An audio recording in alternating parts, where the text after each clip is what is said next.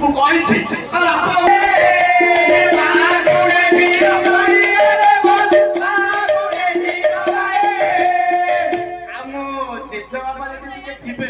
ଆମ ମଉସାର ଟିକେ ଦୋଷ ରହିବ ତେଣୁ ପ୍ରଭୁ ଜେଜେ ବାବାଙ୍କୁ ମୁଣ୍ଡିଆ ତମକୁ ମୁଣ୍ଡିଆ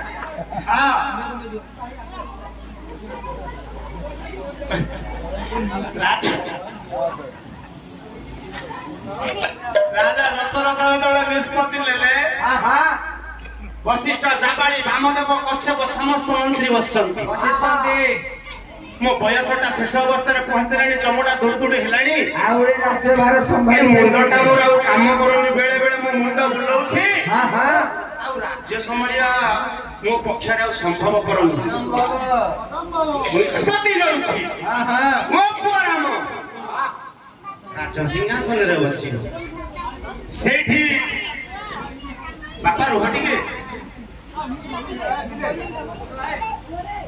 ସେଇଠି ସର୍ବଗୁଣ ସମ୍ପନ୍ନ ମନ୍ତ୍ରୀ ନା ସୁମନ୍ତ କହିଲେ ରାଜା ଆପଣ କାହିଁକି ରାମକୁ ରାଜଗାଦିରେ ବସେଇବେ କାହିଁକି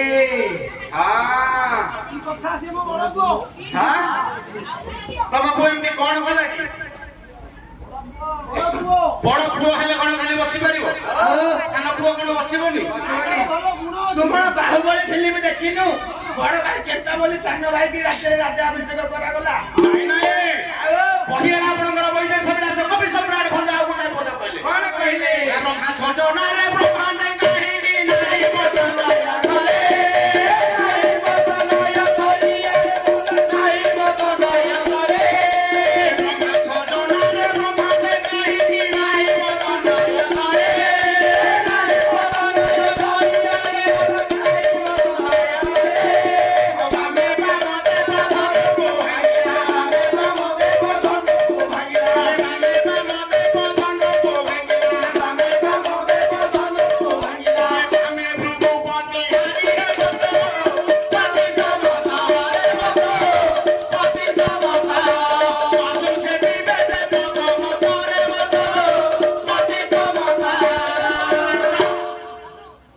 ବ୍ରହ୍ମା ସଜନାରେ ବ୍ରହ୍ମାଣ୍ଡ କାହିଁକି ନାହିଁ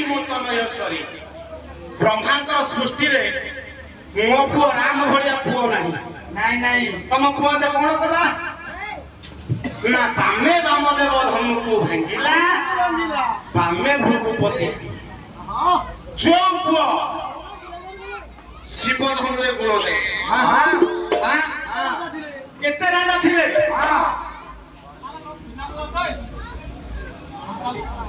ମୁଁ କହି ମତେ କହୁଛି ଆପଣ ଯେ ମୋ ପାଖରେ ଭୁଟୁ ଭୁଟୁ ହେବେ ମୁଁ ଆଉ କଣ କରିବି ମୁଁ ମନଟା ଟିକେ ଆପଣ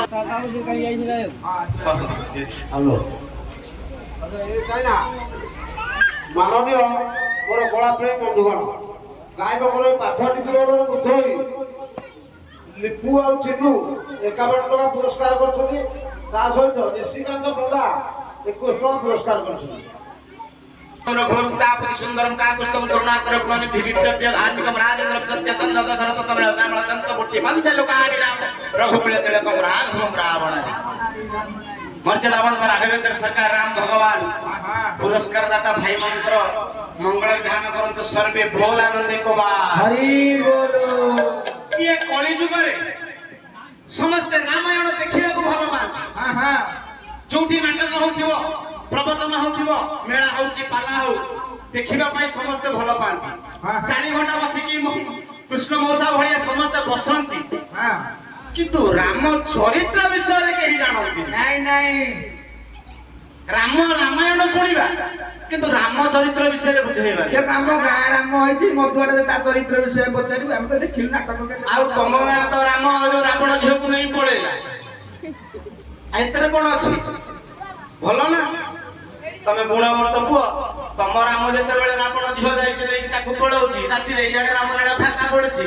तम भलिया बुणा मत पुओ संसार भीतर मिलिबोनी बापा चोरी करला सीता पुओ चोरी करा झियो केते असुविधा कोन हला बर्तन जे बडे चोरी हला आ कोन तम कहया कथा उदाहरण तीन बात तमर सुचेई देलो धन्यवाद किंतु सेति राम बोले ମନ୍ତ୍ରୀ ଯେତେବେଳେ ପଚାରିଲେ ତମ ପୁଅ କଣ କରିଛି ନା ମୋ ପୁଅ ବାମ ହାତରେ ବ୍ରହ୍ମା ସର୍ଜନାର ବ୍ରହ୍ମାଣ୍ଡେ କାହିଁକି ନାହିଁ ବୋତମୟ ସରି ସରି ମୋ ରାମ ଭଳିଆ ପୁଅ ଏ ସଂସାର ଭିତରେ ଖୋଜିଲେ ପାଇବନି ନାଇଁ ନାଇଁ କାହିଁକି ଯୋଉଠି ବାଳି ବାଣସୁର ଅନେକ କୀର୍ତ୍ତି ବିଜୟ ଯେତେ ରାଜା ଯାଇଥିଲେ ସମସ୍ତେ କୌଣସି ପଦରେ କେହି ଗୁଣ ଦେଇପାରିଲେ ରାବଣ ଭଳିଆ ବୀର ଯାଇଥିଲା ବାପା ନିଷ୍ପତ୍ତି ନେଇଛି କିଏ ନା ଜନକ ଜନକ ରାଜା ଯେତେବେଳେ ନିଷ୍ପତ୍ତି ନେଇଛନ୍ତି ଯିଏ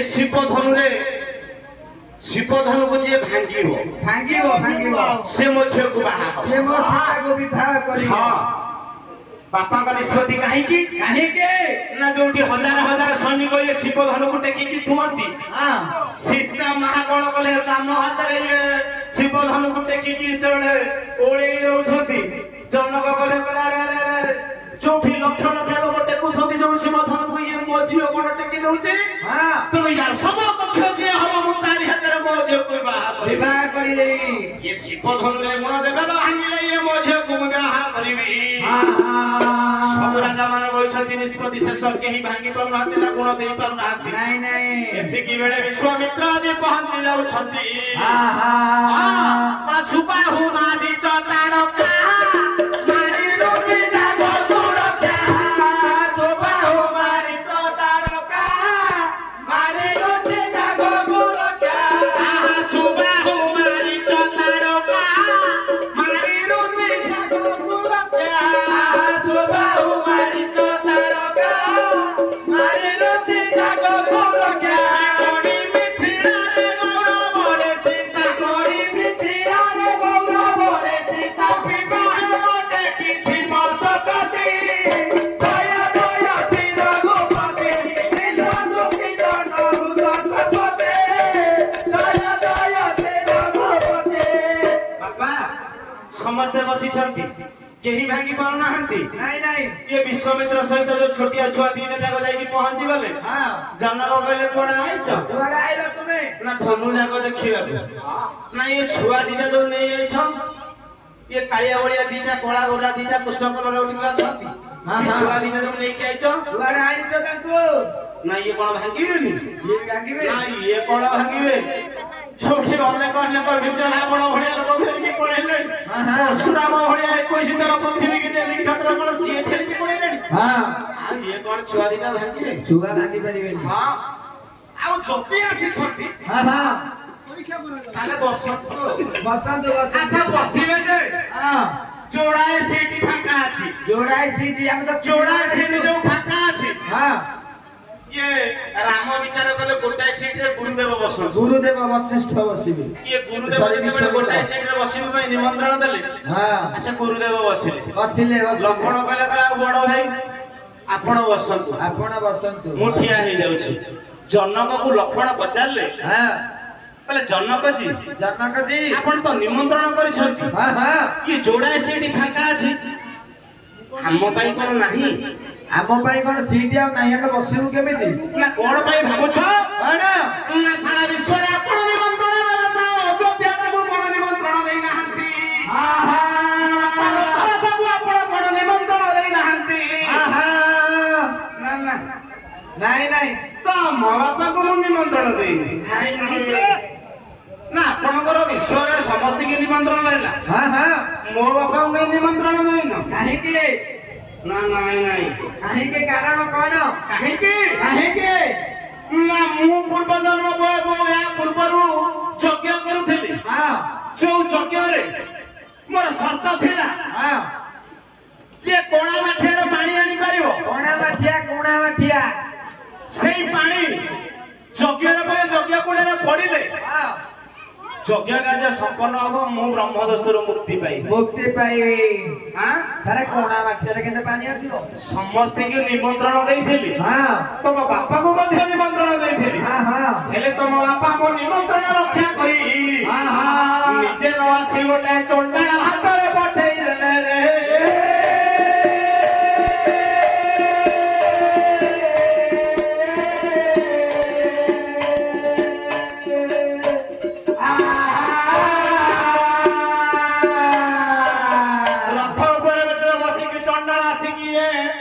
ପହଞ୍ଚି ଗଲା ମିଥିଳାରେ ତାକୁ ଯେତେବେଳେ ପଚରା ଗଲା ସେ କହିଲା ରାଜା ଦଶରଥ ଆସିନାହାନ୍ତି ମୁଁ ଆସିଛି ଇଏ ତୁ କିଏ ନା ମୁଁ ଚଣ୍ଡାଳ ସେ କହିଲା ଚଣ୍ଡାଳଟା ପାଣି ଦେବା ମୁଁ ପୁଣି ମୁକ୍ତି ପାଇବି ଇଏ କଣ ସତରେ ସେ ବଡ ମାଠିଆରେ ପାଣି ଆଣିବ ନା ମୁଁ ଆଣିଦେବି ଆପଣ ମାଳ ଖାଇବେ ବୋଧେ ହଁ ସବୁ କଣା ମାଠିଆରେ ପାଣି ଆଉ ଅକାଳେ ନିୟମ ଆସ୍ତି ଭଗବାନଙ୍କ ଭଳିଆ ଲୋକ ଗନ୍ଧବାଦ ବି ଧରିଥିଲେ ହଁ କହିଲା ବ୍ରହ୍ମଣର ଯେ ସମସ୍ତେ ଚାଲିଗଲେଣି ତ କେହି ଆଣିପାରିଲେନି ଆଉ ଶେଷରେ ଯଦି ଚଣ୍ଡାଳ କହୁଛି ଆଣିବ ଆଣୁ ନହେଲେ ନାଇଁ ମୁଁ ତ ଏତେ ବ୍ରହ୍ମ ସାପରେ ପଡିବି ଇଏ ଚଣ୍ଡାଳ କହିଲା କଣ କହିଲା କଣା ମାଠିଆରେ ମୁଁ ଆଣିବିନି ଆଉ ନା ନାଇଁ ଆମର ତ ଅଛି କଣା ମାଠିଆରେ ପାଣି ନା କୋଉଠି ଆଣିବ କୋଉଥିରେ ନା ଗୋଟା ବାଇଶିଆ ଆଣ ଏ ଫତିଆ ବାଇଶିଆ ସରେ ବୁଣ ବାଇଶିଆ ଯଦି ତମେ ଆଣିବ ବାଇଶିଆରେ ମୁଁ ପାଣି ଆଣିକି ଦେବି ସେ ଆସିବ ଇଏ ପୁଣି ରାଜା ଜନକଙ୍କର ଅକଲ ଗୁଡକୁ ହେଲା କହିଲା ଏଇଟା ବାଇଆଟା କୁଆଡେ ତଥାପି ଭାବି ବାଇଶିଆ ଯେତେବେଳେ ଥିଲେ ପାଣି ନେଇକି ଆସିଲା କାହିଁକି ନା ଚଣ୍ଡାଳ ଯେତେବେଳେ ଜଣେ ସାଧକ ଥିଲା ତା ମନ୍ତ୍ର ବଳରେ ପାଣିକି ଛନ୍ଦି ଦେଲା ବାଇଶିଆ ପାତିଆରୁ ଆଉ ପାଣି ବଳିଲା ନାହିଁ ସେଇଠି ଜନକ କହିଲେ ହେ ଲକ୍ଷ୍ମଣ ତମ ବାପାଙ୍କୁ ମୁଁ ନିମନ୍ତ୍ରଣ ଦେଇଥିଲି ତମ ବାପା ନିଜେ ନ ଆସି ଚଣ୍ଡାଳ ପଠେଇ ଦେଇଥିଲେ ସେଇଥିପାଇଁ ତମ ବାପାଙ୍କୁ ମୁଁ ନିମନ୍ତ୍ରଣ ଦେଇନି କାଳେ ପୁଣି ସେଇ ଚଣ୍ଡାଳଟାକୁ ପଠେଇ ଦେବେ ମୋ ସୀତାକୁ କଣ ମୁଁ ଚଣ୍ଡାଳ ହାତରେ ବିବାହ କରିବି ଡରିକି ଆଉ ନିମନ୍ତ୍ରଣ ତମ ବାପାକୁ ମୁଁ ଧରିକି ନିମନ୍ତ୍ରଣ ଦେଲି କାଳେ ନିଜ ନ ଆସିକି ସେଇ ଚଣ୍ଡାଳକୁ ପଠେଇ ଦେବେ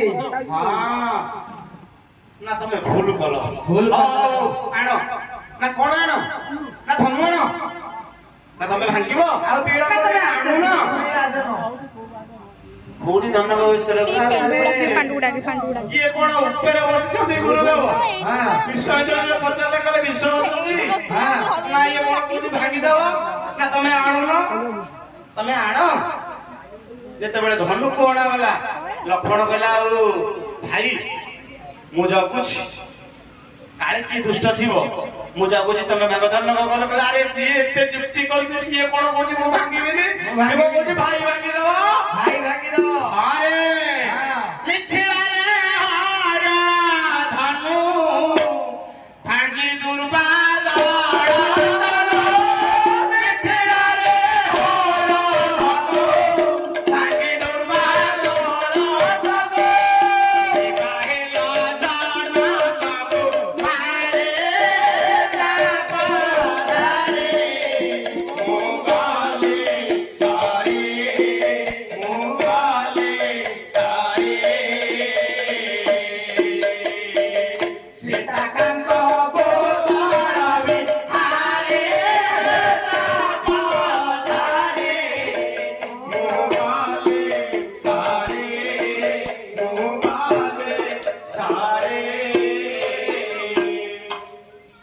ସୀତାଙ୍କୁ ବିବାହ କରି ଯେତେବେଳେ ଆସିଲେ ସେଇଠି ବ୍ରହ୍ମା ସର୍ଜନାରେ ବ୍ରହ୍ମାଣ୍ଡେ କାହିଁକି ନାହିଁ ମୋ ତନୟ ସରି ରାମ ଯେତେବେଳେ ବାମ ହସ୍ତରେ ଧନୁଟାକୁ ଟେକି ଦେଲେ ପଚାରିଲେ ଜନକଜୀ ଗୁଣ ଦେବି ନା ଗୁଣ ଦେଇଦିଅ ଗୁଣ ଦେଲା ପରେ ପୁଣି ପଚାରିଲେ କହିଲେ ଜନକଜୀ ଆପଣ ତ ପଣ କରିଥିଲେ ଧନୁକୁ ଯିଏ ଭାଙ୍ଗିଦବ ମୁଁ ଝିଅକୁ ବିବାହ ଦେବି ଭାଙ୍ଗିଦେବି ନା ଯଦି ଭାଙ୍ଗିଦବ ପ୍ରଭୁ ତମେ ଭାଙ୍ଗିଦିଅ ସ୍ମିତ ହସରେ ହସିଦେଲେ ମର୍ଚଲ ବନ୍ଦର ରଘୁବଂଶ ସରକାର ରାମ ଭଗବାନ ହସ କି ହସି ଦଉଛି ମୋର ହସ କି ହସି ଦେଉଛି ମୋର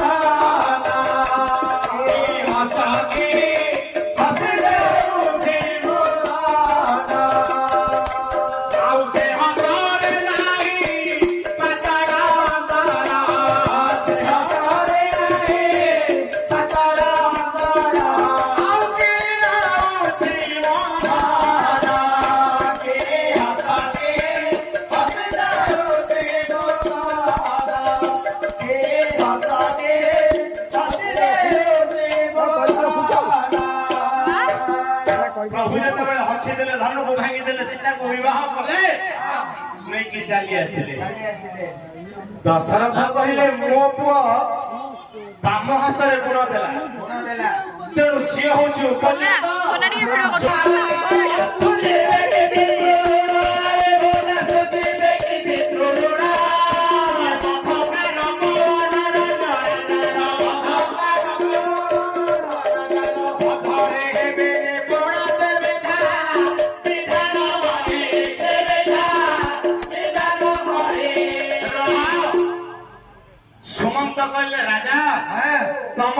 ବସି ପାରିବେନି ନା କାହିଁକି କାହିଁକି?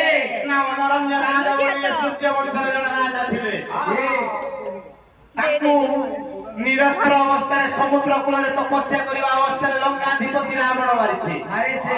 ତମ ପୁଅ ପିତୃ ହତ୍ୟା ପ୍ରତିଶୋଧ ନବ ରାଜ ସିଂହାସନରେ ବସିବନି ରାଜା ଦଶରଥ ନିଷ୍ପତ୍ତି କଲେ ଯାଉନ କାହିଁକି ମୁଁ ଯେତେବେଳେ ନିଷ୍ପତ୍ତି ନେଇଛି ମୋ ପୁଅ ଆସନ୍ତାକାଲି ରବ ଧୀରେ ସିଂହାସନରେ ବସିବ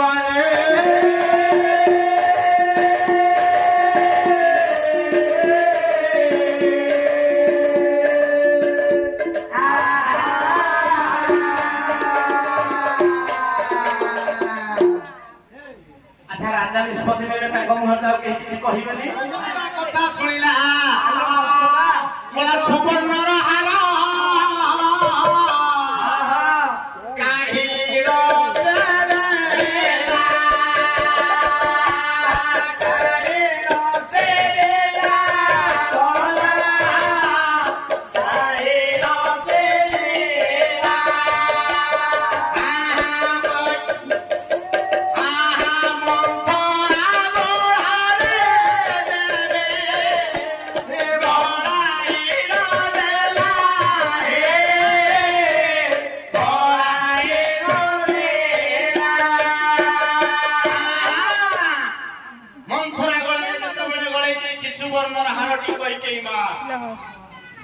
কলে তম হার তমে নেই যা পড়ি দাও তমে সুবর্ণ হার পড়ি দাও তম সুবর্ণ হার লাগু তম কলে লাগি দাও তম কলরে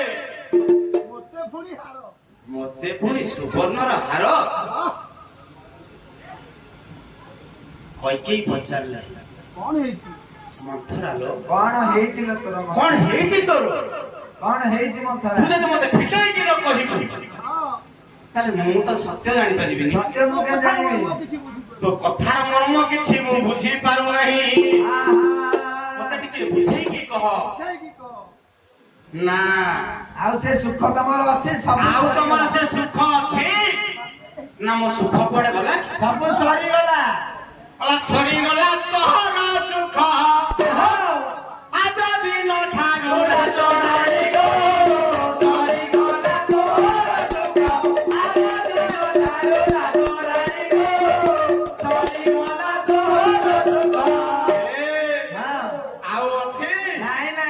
ସୁଖ ସଇଲା ଯେଠୁ ଆଉ ଯୋଉ ସୁଖ ଅଛି ସେ ସୁଖ ମିଳେ ନା କାହିଁକି କାହିଁକି ନା ରାମ ରାଜ ସିଂହାସନରେ ବସିବ ଏ ତ ଅତି ଆନନ୍ଦର କଥା ୟାଠୁ ବଳି ଆଉ ଆନନ୍ଦର କଥା ଅଛି ନାଇଁ ନାଇଁ ଯୋଉଠି ରାମ ଭଳିଆ ପୁଅ ରାଜ ସିଂହାସନରେ ବସିବ ଆପଣ ସୂଚେଇ ଦେଲେ ବ୍ରେକ୍ ମାରିଦେବା କଣ ଗୋଟେ କଥା କହିବେ କେଡେ ଗୋଟେ କଥା କହିଲେ ସବାରେ ନା ନା ସବାରେ କେଡେ ଗୋଟେ କଥା କହିଲେ ଖାଇବାର ନାହିଁ କଲା ମନ୍ଥରାଲ ମାନନୀୟ ମୋର କୃଷ୍ଣ ରସକ ବନ୍ଧୁଗଣ ଆଉ ଗାୟକଙ୍କର ଏ ଯୋଉ ପାଠଟିକୁ ବୁଝ ହଉନି ଆଉ ଆକ୍ସନ ଷ୍ଟାଇଲରେ ବୁଝ ହଉନି ଆମ ଅନୁଷ୍ଠାନ ତରଫରୁ 101 ଟଙ୍କା ପୁରସ୍କାର କରିଛନ୍ତି ତା ସହିତ ପାୟଲ ଆଉ ଲିକୁ 21 ଟଙ୍କା ପୁରସ୍କାର କରିଛନ୍ତି ଦାତା ମାନଙ୍କର ମନବାଞ୍ଛିତ ଫଳ ପ୍ରାପ୍ତି ହଉ ସର୍ବେ ଏ ଅନୁଷ୍ଠାନ ଦୀର୍ଘଜୀବୀ ହଉ ଆମ ଭଳିଆ କଳାକାର ମାନଙ୍କୁ ଏଇ ଅନୁଷ୍ଠାନ ସୁଯୋଗ ଦେଇଛି ଆମେ ମାନେ ଆମ ମାନଙ୍କୁ ଟିକେ ଚିହ୍ନୁଛି ତାହେଲେ ଏଇଭଳି ଅନୁଷ୍ଠାନ ଏଇ ଅନୁଷ୍ଠାନ ଦୀର୍ଘଜୀବୀ ହଉ ସର୍ବେ ହୁଳ ହୁଳି ନାହିଁ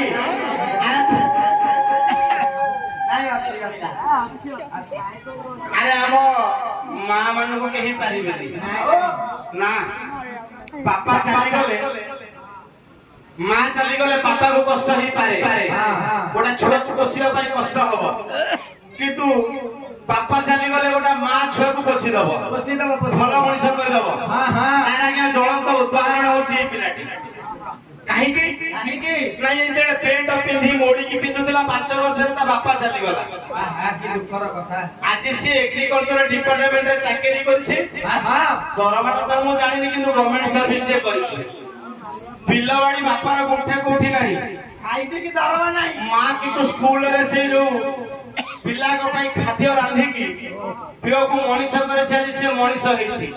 କିନ୍ତୁ ପିଲାଟି ଦିନରୁ ଏ ପ୍ରଭୁ ପ୍ରେମରେ ସେ ବନ୍ଧା ଆଜି ତା ଅଫିସ ଛୁଟି କରିକି ସେ କୀର୍ତ୍ତନ କରିବା ପାଇଁ ଆସିଛି। ତେଣୁ ପ୍ରଭୁ ପ୍ରେମରେ ଯିଏ ରଖିଛି ଲୟ ରଖିଛି ସେ ବଞ୍ଚି ପାରିବ। ତୁ ମା କଥା କୁହନିରେ, ମା କଥା କହିଲେ କେତେ ବାଟ ଚାଲିଯିବ ତା ଧନ ନାହିଁ। ଏ ପୁଅ ଆଗରୁ ସେଇ ମାର କଥା କହିବି, ତୁ ବ୍ୟସ୍ତ ହ ନା।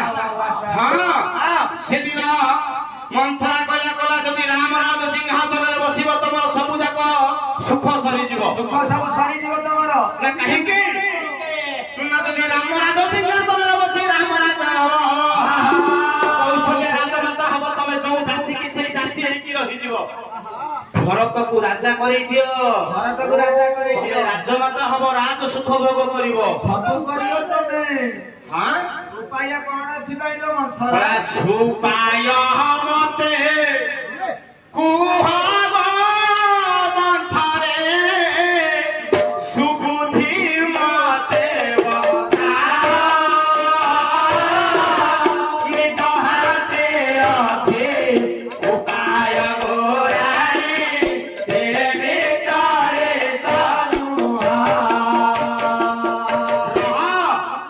କଲା ରାଣୀମା। ଉପାୟଟା ତମରି ପାଖରେ ଅଛି। କି ଉପାୟ ଅଛି ମନ୍ଥରା? ନା ମନେ ପକା, କୋଉ କଥା? ଯୋଉଦିନ ତମ ମୁହଁରେ ପୂଜ ରହେ, ଦଶରଥ ମୁହଁରେ ପୂଜ ରକ୍ତ ହେଇଥିଲା। ଗୋଟେ ବ୍ରଣ ହେଇଯାଇଥିଲା। ସେଇ ବ୍ରଣ ଯେତେବେଳେ ପୂଜ ରକ୍ତ ହେଲା ତାକୁ ଶୋଷାଡ଼ିଥିଲ, କେହି ରାଜି ହେଲେନି। ତମେ ଶୋଷାଡ଼ିଲ ବୋଲି ତମକୁ ବର ଦେଇଥିଲେ ଦଶରଥ। କହିଲେ ଏତେ ରାଣୀ ଥିଲେ 749 ରାଣୀ ଭିତରୁ ଗୋଟାଏ ରାଣୀ ତମେ ଶୁଷ୍କ କରିଦେଲ। ବର ଦେଇଥିଲେ ସମରସାର ଯୁଦ୍ଧରେ ତମକୁ ବର ଦେଇଥିଲେ। ହଁ ଦିଟା ବର ବାକି ଅଛି। ଯୋଉ ଦିଟା ଯାକ ବର ତମର ଦଶରଥ ତମକୁ ଦେଇଛନ୍ତି ବାକି ଅଛି। ଆଉ ପୂର୍ବରୁ ତମକୁ କଥା ଦେଇଥିଲେ ତାଙ୍କ ତମ ଗର୍ଭସ୍ଥ ସନ୍ତାନକୁ ଅଯୋଧ୍ୟାର ରାଜ ସିଂହାସନ ଦେବେ। ଆଉ ଆଜି ବା ସେଇ ସମୟ ଆସିଛି ଯେତେବେଳେ ଆଜି ଦଶରଥ ତମ ଶୟନ କକ୍ଷକୁ ଆସିବେ। ସେତିକି ବେଳେ ମାଗିବ ତମ ପୁଅକୁ ଭରତକୁ ଗୋଟାଏ ବରରେ ରାଜା କଲେ, ଆଉ ଗୋଟାଏ ବରରେ ରାମକୁ ରମେ ବନବାସ ପଠେଇଦବ। ବନବାସରେ ବନବାସ, ବନବାସରେ ବନବାସ, ଏ ବନବାସରେ ବନବାସ, ବନବାସରେ ବନବାସ, ଏ ଦୀର୍ଘ 14 ବର୍ଷ ବନବାସରେ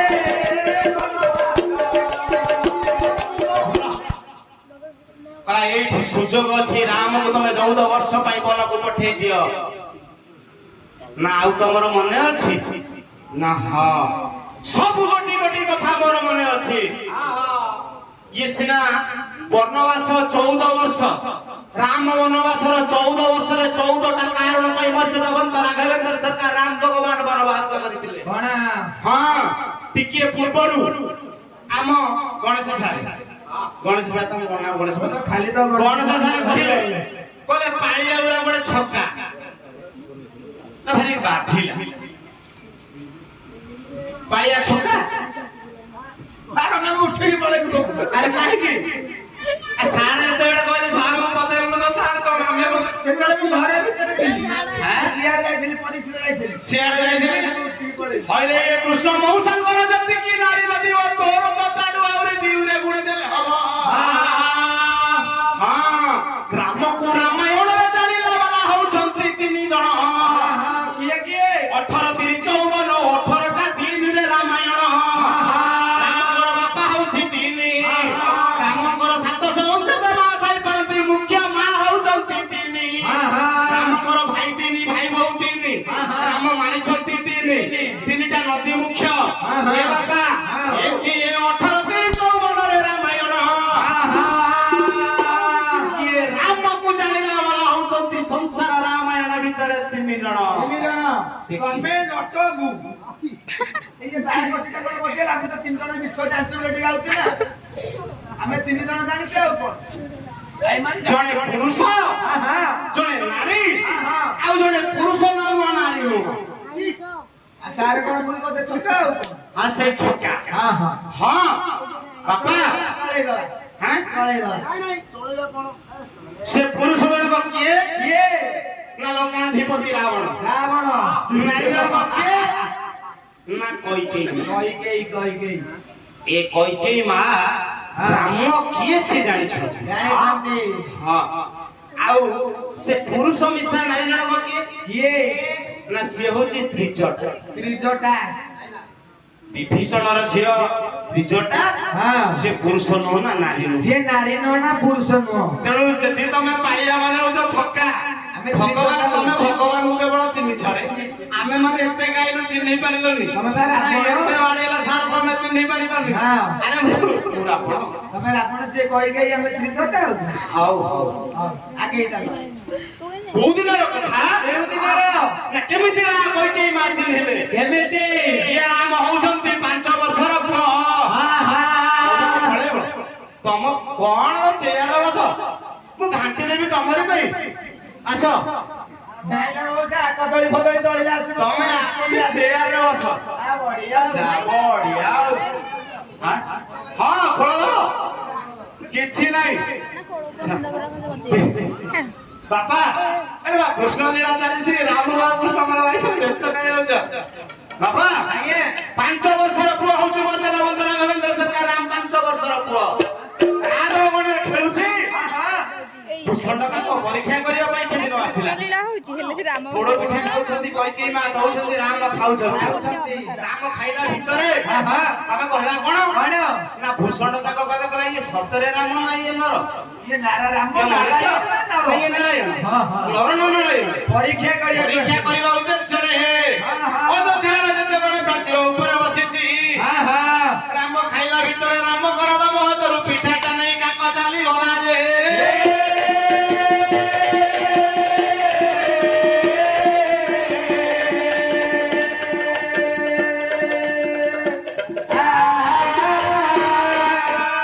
ପିଠାଟା ଯେତେବେଳେ ଚାଲିଗଲା ଇଏ ଛୋଟିଆ ପୁଅ ଇଏ ଛୋଟିଆ ପୁଅଟା କଣ କରିବ କାନ୍ଦିଲା କଲା କୁଆ କୁଆ ହୋଇ ରାମ ବିକଳେ କାନ୍ଦେ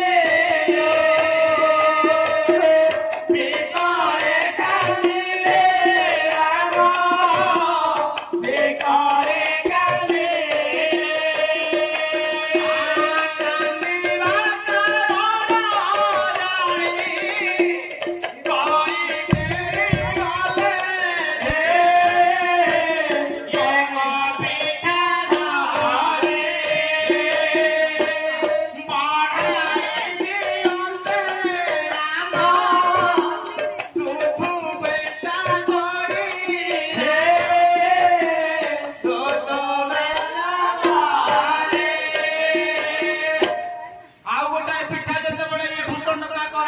କାରଣ ଜାଣି କୈକେୟୀ ମା ବିଚାର କଲା ଆଉ ଗୋଟାଏ ପିଠା ଏ ମା ରାମ କାନ୍ଦୁଛନ୍ତି କୈକେୟୀ ମା କହିଲେ ଧନରତ୍ନ କାନ୍ଦେନି କାନ୍ଦେନି ତୁ ନେଇଯା ତୁ ନେଇଯା ରାମ ମୁଁ ତ ବାପାଙ୍କୁ କହିବି ଇଏ ଧଳା ରାତିରେ ବସେଇକି ତତେ ଏଇ ଅଯୋଧ୍ୟା ଚାରିପଟେ ବୁଲେଇ ଆଣିବେ ରେ ବୁଲେଇ ଆଣିବେ ତଥାପି ରାମ କାନ୍ଦିଲେ କହିଲେ ବ୍ୟାଟେ ବଲ ଖେଳଣା କଣ୍ଢେଇ ତୁ ଯାହା ମାଗିବୁ ମୋ ବାପାଙ୍କୁ କହିବି ରାମ ଯେତେବେଳେ ପୁଣି କାନ୍ଦିଲେ ମା ବିଚାର କଲେ ଯାଉଛି ଆଉ ଗୋଟାଏ ପିଠା ଆଣିକି ଦେବି ଆଉ ଗୋଟାଏ ପିଠା ଆଣିକି ଯେତେବେଳେ ଘର ଭିତରକୁ ଚାଲିଗଲେ ରାମଙ୍କର ବାମ ହସ୍ତ ଆଜି ଲମ୍ବିଲା କୋଉଠିକି ଅନନ୍ତ ଗଗନେ ଲମ୍ବିଛି ଏକ ବିଶାଳ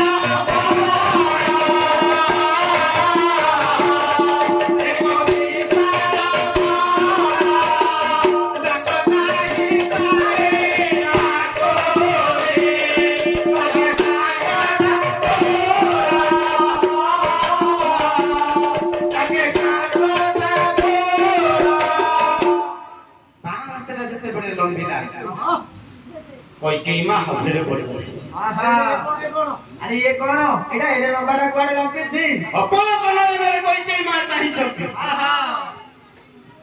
ଆରେ ବ୍ରହ୍ମ ହାତଟା କଣ ଲମ୍ବିଛି ତୁ କିଏ ଏଟା କିଏ ଆରେ ତୁ କିଏ କିଏ କିରେ ମୁଁ ତମ ପୁଅ ରାମ ନୁହଁ ତୁ ମୋ ପୁଅ ରାମ ନୁହଁ ତା ଭାଇ ବଳରାମ ନା ନା ମୁଁ ତୋରି ପୁଅ ରାମ ରାମ ଆରେ ଯଦି ତୁ ରାମ କିଏ ବାମ ହାତରେ ତୋର କଣ ଏତେ ବାଟ ଯାଇଛି ହଁ ବାମ ହାତରେ ଯାଉଛି ଭୂଷଣ କାଙ୍ଗ ଧାଇଛି ଉଡୁଛି ନା କୋଉଠି ପହଞ୍ଚି କୋଉଠି ଶିବଙ୍କ ପାଖରେ ଯାଇ ଶିବଙ୍କ ପାଖରେ ପହଞ୍ଚି ଯାଉଛି କହିଲା ମତେ ରଖିବ କିଏ କହିଲେ ଏ ହାତ ଗୋଳେଇଛି ମାନେ କିଛି ନିଶ୍ଚିତ ଭାବରେ ହାତେଇବ ଶିବଙ୍କ ପାଖରେ ଯେତେବେଳେ ପହଞ୍ଚି ଯାଉଛି ଯୋଗାରୁଡ ପୁରୁଷ ଶିବ ତପସ୍ୟାରେ ବସିଛନ୍ତି ପାର୍ବତୀ ମା ପହଞ୍ଚିଗଲେ କାହିଁକି ଚିନ୍ତିତା ଆହେ ପ୍ରାଣ ପଡିଲା ରେ ପଦେ କାହିଁକି ଚିନ୍ତିତ ଆହେ ପ୍ରାଣ ପଡିଲା ରେ ପଦେ ହୋଇ ଯଦି ହେଲୋ କି ଗରିସା ହୋଇ ଯଦି ହେଲୋ କି ଗରିସା କାହାକୁ ମନରେ ଭେଟେ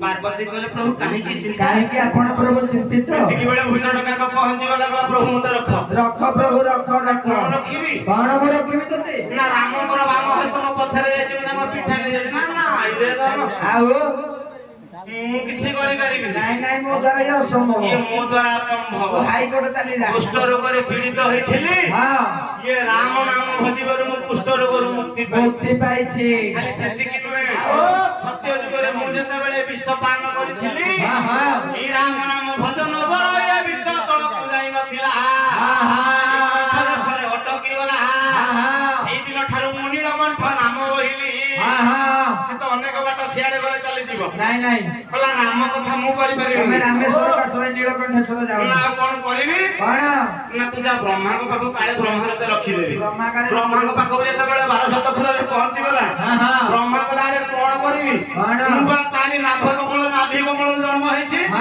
ଆଉ ସିଏ ତ ମୋ ବାପା ଆଉ ମୁଁ କଣ ରଖିବି ମୁଁ ସିଏ ତ ମୋ ମା ନାଇଁ ନାଇଁ ମୁଁ କଣ ରଖିବି ପାରିବିନି ମୁଁ ପାରିବିନି ପାରିବିନି ଇଏ ନିରାଶ କାକ ଯେତେବେଳେ ଯାଉଛି ଭେଟିଲା କିଏ ନାରଦ ନାରାୟଣ ନାରାୟଣ ନାରାୟଣ ନା ଦେବର୍ଷି ରକ୍ଷା କର କଣ ହେଇଛି ନା କଣ ହେଇଛି ନା ରାମ ଅବଳରେ ଖାଉଥିଲେ ତାଙ୍କ ବଡ ପିଠାଟା ବନେଇ ଆସିଛି ନା ପୋଡ ପିଠା ତ ଆଣିଲୁ ହେଲା କଣ ହେଲା କଣ ନା ରାମଙ୍କର ବାମ ହସ୍ତଟା ଲମ୍ବିଛି ଆରେ କାହିଁକି ନା ରାମଙ୍କର ବାମ ହସ୍ତ ଲମ୍ବିଛି ମାନେ ମୁଁ ସଂକୀର୍ଣ୍ଣ ଚିପି ଦେବି ହଁ ନା ମତେ ଟିକେ ରକ୍ଷା କର ରକ୍ଷା କର। ନାରେ ତୁ ଛା ଭାଇଆଟା କିରେ ଭାଇଆଟା, ଭାଇଆଟା। ହଁ ଭାଇଆ ବାବା ଭାଇଆ ଗୀତରେ ଲେଖିଲେଣି କଣ? କହିଲେ ଆପେ ଆପଣାକୁ ଟୁଟିଲେ ଉଦେବି ଚାहे ବାସନା ଚାहे ବାସନା ଆପେ ଆପଣାକୁ ଚିହ୍ନିଲା ବୋଲି ଭାଇଆ ସିନା ରେ ମାନତ ଭଲା ଭାଇଆ ସିନା ସେ ଆପେ ଆପଣାକୁ ଚିହ୍ନିଲା ବୋଲି ଭାଇଆ ସିନା ଆରେ ପାଗଳ ଲାଗିବି ପାଗଳଟା ତୁ ଭୁଲି ଯା ପାଗଳଟା ତୁ ଭୁଲି ଯାଉନୁ ନା କଣ କରିବି ନା ଦଣ୍ଡିବା ଶକ୍ତି ଯାର ଥାଏ ସେ ପୁଣି କ୍ଷମା କରେ ଆଉ ସତ ଶାନ୍ତିରେ ଦୟା କ୍ଷମା ଏ ତାରି ପ୍ରଭୁର ମହିମା ଏ ପୁଅ କଣ ଜାଣିଲୁ ନା ନାଇଁ ରାମ ନର ନୁହଁ ନାରାୟଣ ନାରାୟଣ ନାରେ ସତ୍ୟ ଶାନ୍ତି ଯେ ଦୟା କ୍ଷମା ଏ ଚାରି ପ୍ରଭୁର ମହିମା ପ୍ରଭୁର ମହିମା ଏ ସତ୍ୟ ଶାନ୍ତି ଦୟା କ୍ଷମା ଏ ଚାରି ପାଇଁ ପ୍ରଭୁ ଦରବାର ବୁଝିଲ ଅଦିନ କାମ କରକୁ ସେ ପଛରେ ବୋଲି ହାତ ଯୋଡିଛି ଦେଖିବୁ ହାତ ଫେରିଯିବ ଭାରି ଯିବ ଯୋଉ ହାତଟା ଗୋଳେଇଛି ତ ବିକଲେ ସେ ହାତଟା ତ ମୁଣ୍ଡ ଉପରେ ରହିଯିବ କାକ ଭୁଲିଗଲା ପ୍ରଭୁ ହାତ ଫେରିଗଲା କଇକେଇ ମା କହିଲା କିଏ କିଏ କିଏ କିଏ କିଏ ତୁ କିଏ ରେ ଏ ଧନ ତୁ କିଏ କିଏ ମତେ କହ ନା ମା ତୁ ଦେଖିବୁ କିନ୍ତୁ କାହାକେ କହିବୁ ନା ସତ୍ୟ କହିବୁ ସତ୍ୟ କର ତାହେଲେ ମୁଁ ତତେ କହିବି ମୁଁ କିଏ? ମୁଁ କିଏ ତତେ କହିବି? ନା ରାମ ମୁଁ ସତ୍ୟ ସତ୍ୟ ଥିବାର ସତ୍ୟ କରୁଛି ମୁଁ କାହା ଆଗରେ ପରିପ୍ରକାଶ କରିବିନି। ମାକୁ ମା ନିଜର ରୂପ ନାରାୟଣ ରୂପ ଦର୍ଶନ କରିଦେଲେ ସେଦିନ କାଳେ ପ୍ରଭୁ ମୁକ୍ତି ମୁକ୍ତି ନା ମା ମୁଁ ତତେ ମୁକ୍ତି ଦେବି ନିଶ୍ଚିନ୍ତ। ତୁ ମୁକ୍ତି ପାଇବୁ ସତ୍ୟ, କିନ୍ତୁ ଏ ଜନ୍ମରେ ନୁହଁ। ଆଉ କୋଉ ଜନ୍ମରେ? ଏ ଜନ୍ମରେ ମଧ୍ୟ ମୁଁ ଦେଇପାରିବି। ଆଉ କୋଉ ଜନ୍ମରେ ଦବୁ? ଆର ଜନ୍ମରେ ଦେବି। କୋଉ ଜନ୍ମରେ? ଆର ଜନ୍ମରେ ହଉ ହଉ ତୁ କଣ ହବୁ? ଆଉ ଥରେ ଜନ୍ମ ହେଲେ ଦବ। ଆଉ ଥରେ ଜନ୍ମ ହବୁ ରେ ପୁଅ। ଇଏ ପୂଜା ହେଇ ଯେତେବେଳେ ବୁଝିବୁ ଦ୍ୱାପର ଯୁଗର ମୁଁ ସେତିକି ବେଳ ତତେ ଉଦ୍ଧାର କରିଦେବି।